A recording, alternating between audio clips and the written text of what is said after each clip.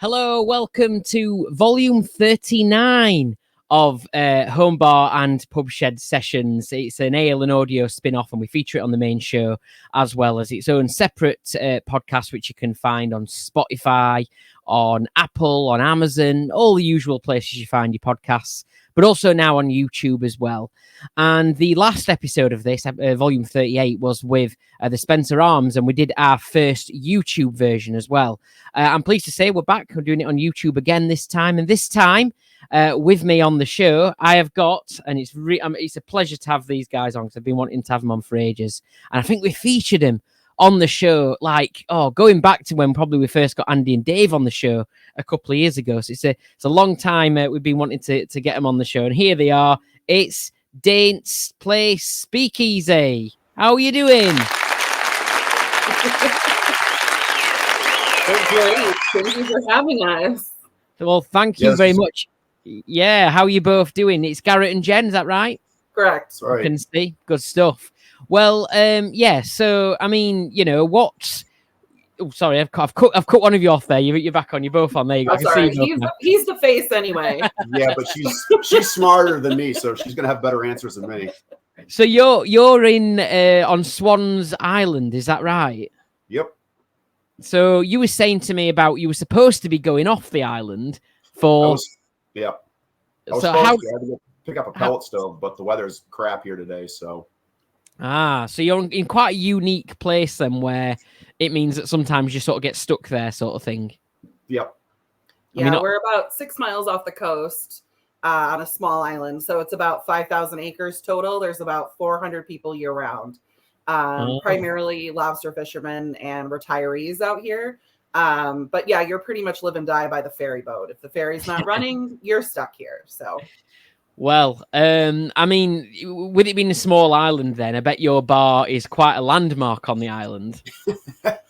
Right. Yeah. I mean, it's mostly just locals, but we have the occasional randos that want to come over because they follow our socials and stuff. So.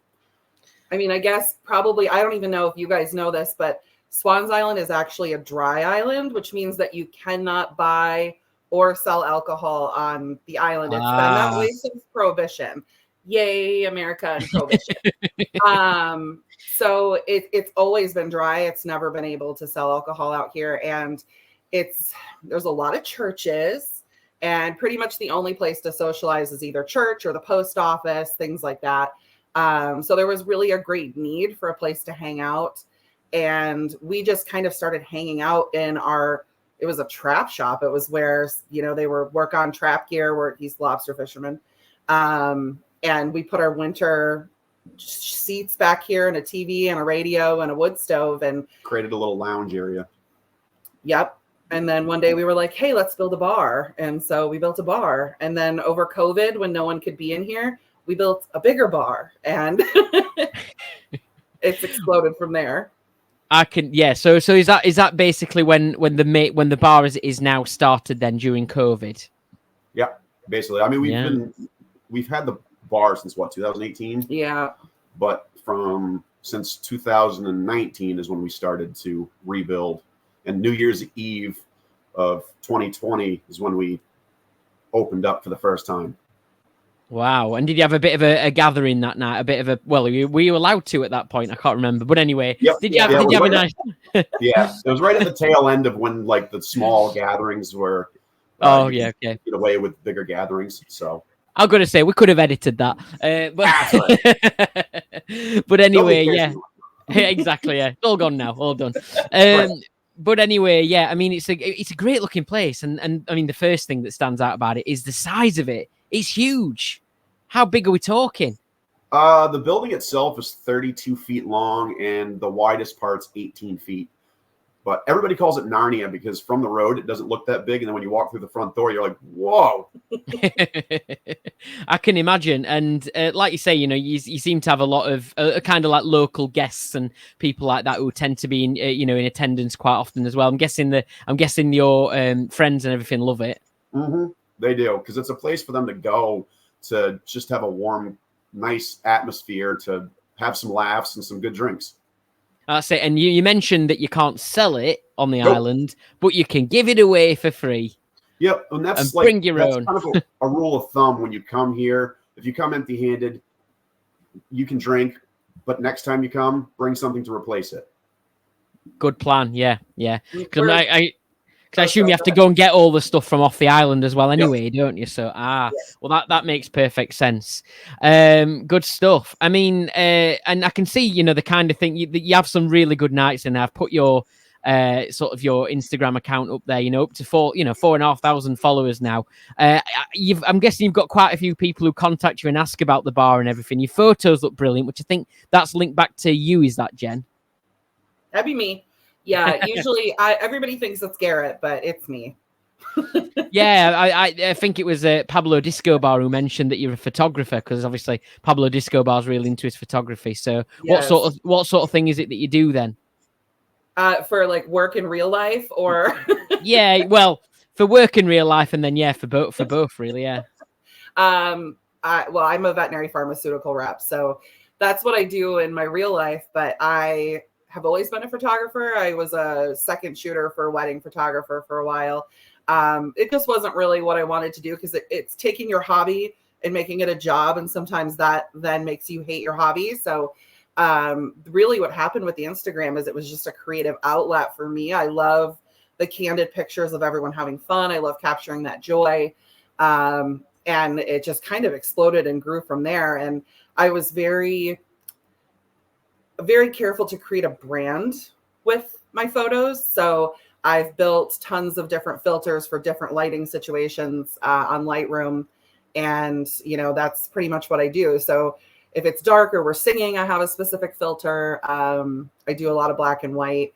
And I try to do as much candid as possible, because I truly think that captures the spirit of the bar more than anything else. And she's really good at it, because when she's showing us all pictures after like we've had a night or something like that, everybody's like, when did you take that shot? They do. They look brilliant. They've got that kind of like vintage kind of nice sort of look to them. They really do help bring the bar to life even more. I really, really do like the pictures. You do a great job with them. And we've got some more here. I had a quick look through your Instagram, and these are some of my favorite pictures. So who's this with the afro and pouring drinks there in the Cuban-y type shirt? I know Pablo Disco Bar would be a big fan of that photo. That's my little brother Shane. That was prior to our disco themed dance that we threw. Excellent. And in the next one along, I think you've described this drink as the Hurricane. Is that right? Yep. Yeah. So we were actually it was a hurricane that night. So of course, instead of battening down the hatches, we had a big party and broke out our Mardi Gras gigantic hurricane glass from Pat O'Brien's, and we call it the Daint's COVID shot, because everybody drinks out of the same glass. We just kind of inoculate each other with our gross drink, but yeah, good times. And I think that's probably one of those photographs as well where people were thinking, "Oh, where did you get that shot?" It's brilliant, with everyone sort of like looking up. It's just brilliant, and I love the next one along as well, which for our Spotify listeners and so on, they've got a little dog. Is that your own dog? Yeah, that's our newest little pup. She's 9 months old now. Mm-hmm. Her name's Echo. And she's what kind of, is she a little, is it like some sort of bulldog sort of dog, is it? Yeah, and she's got a little pink security hoodie on. So you've even got yourself security. Yeah, if you go through our photos, you'll see we have another little Boston Frenchie that he's always been the security lead. He has a black security hoodie. We always have dogs in here. So if it's our dogs or our friends' dogs, very dog friendly bar. So you've got she's basically like the apprentice security staff, and she's in training. Whenever I'm in the house and they know I'm getting ready to go out here, they get all excited and they just bolt to the back door of the bar. And I mean, the last picture I've put up on the screen as well just sort of shows, the size of it really, and all of you having a great time. I mean, I can see that you're really, really into your whiskies, aren't you? So, have you got quite a few? I'm guessing. Yeah, somewhere around 350 bottles of just whiskey. Wow. And do you manage to source some quite, unique ones as well? We do. We've got a few very rare bottles that you can't get anymore that were given to us by very generous friends. Excellent. Good stuff. Very, very generous. That's one thing that this place has really opened up for us, is that, and we were just recently in a magazine as well. And the author of the article said the thing that really blew his mind is that he's sitting in this bar and he's sitting next to a stern man who works on a lobster boat. And then on the other side of him is, tech genius, a Harvard professor, or a New York Times editor, or a stay-at-home mom. And everybody has different political beliefs, religious beliefs. Everything gets left at the door. And it's kind of like stepping back in time before all of this ickiness happened, especially in the US, around being with people who don't think exactly the way you do. And that doesn't happen here. So you still have this mishmash of amazing people. And what was born out of that is we found so many people that were into bourbon, and people that have been collecting bourbon since the 80s. And they've just been waiting for the right people to share their spoils with, essentially. So we're getting these bottles that you cannot find anymore. And they're selling for $20,000 on the secondary market. And we're having someone hand us this bottle and go, I'm not giving it to you unless you open it. And that was my next. Have you got bottles that you just really don't want to open for that reason? No, everything's open. You just get everything open. Yeah, get on with it. Everything's open. And is that what on the shelf unopened when you're dead? Whiskey's meant to be drunk with friends. Exactly, yeah. And is that what you both enjoy as well? Is that both your go-to sort of drinks? Is there anything else that you... She wasn't into whiskey until she met me. Bad influence, Garrett. Yes. Or good. And what about beer then? What sort of beer do you tend to go for over there? Or is it you generally stick towards the sort of spirits, really? We have beer because there's a lot of people that come here that don't like whiskey and they like beer, but it's like basically your generic light domestic beers. But we also have a fridge that's full of fancy beers, if that's what tickles your fancy.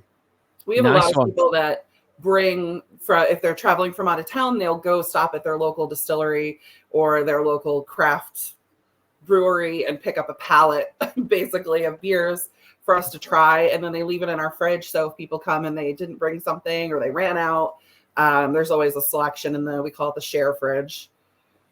Brilliant. And is there a particular feature in the bar that you're the most you like the most? What is it about your bar that you like the most? Is something in there you're really keen on? The bar top itself, because the bar top was the original floor in the old bar that was 40-year-old pine boards that had been beat up for working on trap gear and all that stuff. So there's a lot of character just in the bar top. And she spent a week prepping this bar top before we put it down. And I can see right behind. Is that the bar top I can see behind you? It's really shiny, isn't it? So you must have done some good work on that. So that bar's probably been, because it was a floor, you're saying originally, is that right? So it's probably been walked on by quite a few people, and judging by some of the pictures, it still gets walked on now quite a lot as well. Yeah, it does, or danced on. Exactly. Well, that's what it's for. And speaking about all the visitors that you've had, the one thing that I've got to bring up is this. Because, Marc. Yeah. So she wasn't even here the night that he showed up. Unbelievable. Yeah. Pub Shed Celebs. So we started this campaign thing ages ago because we just thought it'd be really cool. People are getting a lot of attention because of the home bars and stuff. And we thought wouldn't it be really cool if we could kind of keep a bit of a record of people who managed to get celebrities in their bar. And you managed to get this guy around. So tell us about this guy, because I know who he's. I don't remember you say it's Marc, is that right? Yep. Mm-hmm. And I don't remember his full name, but I know I'm watching a program that's got him in it at the minute. Yeah, I'm watching Marc Evan Jackson. Yeah, Brooklyn Nine-Nine. That's the one I'm watching at the minute that's got him in. But I think I even put like one of the newer Jumanji films on the other day. And I'm sure he might have been in that as well. So how did all this come about then? We have a relationship with the schooners out here. So because we're on the coast, there's a lot of these really large old historic schooners that do day charters, week charters, weekend charters. And we happened to connect with a specific one through our social media. And he was like, the guy who ran the social media for this ship basically said, if we show up in the harbor, can we come to your bar? And we were like, sure, yeah. So a couple of times here and there, they would stop by and bring people. That ship got sold and the captain bought another one. And the co-owner of that ship is Marc. And we still held on to that relationship with that boat crew and the social media team. And then Marc started following us, which of course, the day that happened, we all basically peed ourselves like, oh, a real verified person's following us. And he started commenting on our stuff. And then one day they were like, we're in the harbor. Can you come pick us up? Marc wants to see the bar. It's his birthday. And so luckily I had Old Forester birthday bourbon for him to have. Oh, brilliant. That's what I was going to add. I mean, I can see it with the picture on it, there, and that's just absolutely brilliant. So how did he find the visit then? He loved it. He showed up and he was checking it out. He's like, man, this is even better than the pictures portray it.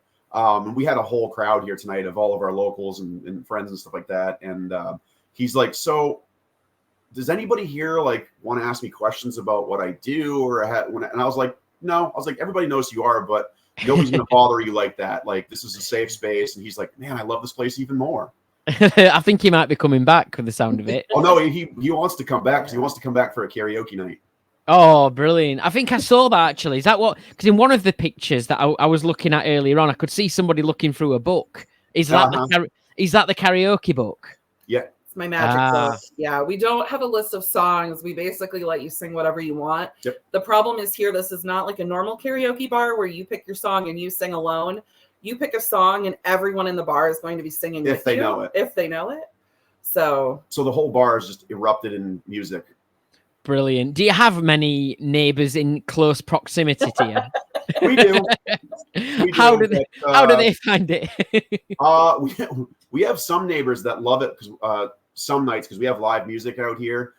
We had a whole band on July 1st out here playing the bar, and our neighbors actually were like, they were so good. Like, we really enjoyed listening to them. They tell us all the time, because a lot of them are older and retired. You think that would make it worse, where they would be like, turn off that music. But a lot of them back in their day were doing the same thing, and they kind of wish they could participate.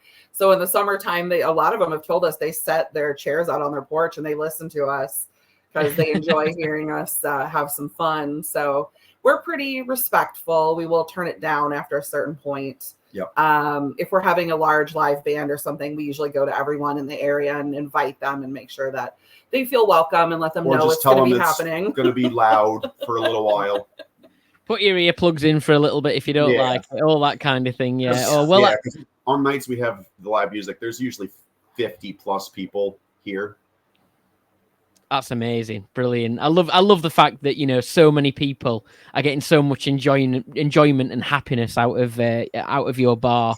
It really is fantastic. And it's what having home bars all about. So yeah, I'm really glad. And it brings we spoke about music, so that brings me on to music nicely. What if we just this is going to be a difficult question for you to answer, because obviously you've got this karaoke book, so it could be anything. But typically, if you was just to walk in on any sort of normal night to the Daint's place, Speakeasy, what kind of vibes might you get from the music? What sort of things you're going to hear? It's anything from classic rock, classic country to modern country, shanties. I mean, we have we have the Daint's Place everyday playlist. So it's just a hodgepodge of different music. Yeah, like even last night we were going from like Elton John, disco era, Depeche Mode to like 90s country to 90s alternative to newer stuff. And it's all across the board, because the people we hang out with here, they range in age from 21 to, our oldest person just turned 100. So It's like you've got this really crazy gap, and each generation has different music they want to listen to. So we try to cater to everybody. Yeah. and it sounds like you are. Thank you so much for chatting with me and getting up on, obviously, because for over your time, it's 10:30 in the morning. 3:30 in the afternoon here when I'm recording this. So I appreciate, we've worked it out. We're drinking on your time, by the way. Oh, I know. You know what? It's 5 o'clock somewhere. Well, it is. It'll not be 5 o'clock long here, but that's why I thought I'm not going to have a drink, so I won't tease them, because it'll be be really early for them. So I've sat here, dry as a bone. I'm nothing because I didn't think you would be. But I will have one after this, because I'll have one. I will. I'll follow up when I have one after. I'll probably have a special craft beer out the fridge. So yeah. But yeah, what song then represents you and your home bar? So you have to hear, I polled everyone on what their favorite song was. And Oh, bro. this is what I got. Fuck You, I'm Drunk. Sorry, can I say that? You can cut it out if you want. That's one of our shanties that we sing. Nothing Else Matters. Okay. The Wild Rover, which is the one we would pick. Yep. No Nay Never. No Nay Never. Any one of the sea shanties. Yeah. Friends in Low Places. Son of a Bitch. Fucking Heads. Heaven and Don't Stop Believing. But if you were to ask us, the first thing we thought of was No Nay Never. The Wild Rover by the Dubliners. Oh, we're going to play that for you then. So thank you once again so much for joining me. It's been a right good laugh chatting with you. And I hope you have a great rest of the day. And the last thing I wanted to say as well, because obviously it's worked really well that we've got you on for this week's show, because as of Thursday, so Thursday's already past by the time people hear this, it was Thanksgiving. So do you have any plans for that? We're going to my family's. We swap. We go to her family's every other year, and then we do my family's every other year. So this year it's my family. Yeah, and our island does something special called island-wide Thanksgiving. We already had it last week, but the whole island goes to the school, and we all cook turkeys and mashed potatoes and stuffing, and drop it off, and then everybody for free just gets in line and eats, has turkey dinner with everybody from the island. Eats Thanksgiving with everybody that lives here. Brilliant. I'm gutted we don't have it. I'm gutted we don't have that. What have we got? We set off a few fireworks. And what else do we? Yeah, we could anyway. But anyway, I hope you have a really good Thanksgiving. And continue enjoying your amazing bar and doing all the great stuff that you're doing. We love following you. Everyone give him a follow. Daint's Place Speakeasy on Instagram. Thank you very much, both. Thank you.